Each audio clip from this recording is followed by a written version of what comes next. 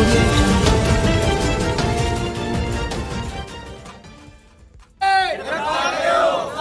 अजय कुमार जे कातिलनि खे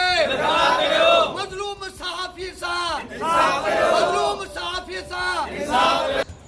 मीरपुर पठौर में सहाफ़ी के कातिलन की गिरफ़्तारी लाइ सहाफ़ियन और मुख़्तलिफ़ तंज़ीमन शहरी एक्शन कमेटी, शहरी इत्तेहाद, अवामी तहरीक, जस्कम, जे सिंध महाज़, जे सिंध क़ौमी पार्टी, क़ौमी अवामी तहरीक और बेन तंज़ीमन पारां प्रेस क्लब आॾो एहतजाजी मुज़ाहरो करे सहाफ़ी अजय कुमार लालवानी के कातिलन की गिरफ़्तारी जो मुतालबो कियो वियो। इन मौक़े ते सहाफ़ी अॻवान सदर करीम दाद चांडियो, जनरल सेक्रेटरी इंतज़ार खट्टी, अशरफ चांडियो, सचल शोराई, अब्दुल सत्तार चांडियो, मुमताज़ शोराई, मुख़्तलिफ़ तंज़ीमन के अॻवान अब्दुल गफ़ूर मेमन, इरफान ख्वाजा, खालिद खट्टी, मोहम्मद खान शोरो, कादरी खट्टी, दरिया खान ज़हूर, कामरेड यूसुफ कुंभार उर्स कहर, कादिर बख्श ज़हूर और माम बख्श खासखेली ऐं ॿियनि एहतजाज कंदे चयो त कलमदनीन के सच लिखण की सज़ा में सहाफ़ियन मथां कातिलाना हमला करे खेनि हरासा कयो पियो वञे। हिननि चयो त सालेपुट में सच लिखण जी ॾोह में सीनियर सहाफ़ी अजय लालवानी खे बेगुनाह क़त्ल कयो वियो आहे। चीअं ॾींहं गुज़री वञण बावजूद उन जा पुलिस कातिल पधिरा करे गिरफ़्तार न करे सघी आहे। हिननि IG सिंध खां मुतालबो कयो त नोटिस वठी सहाफ़ी जे क़त्ल जा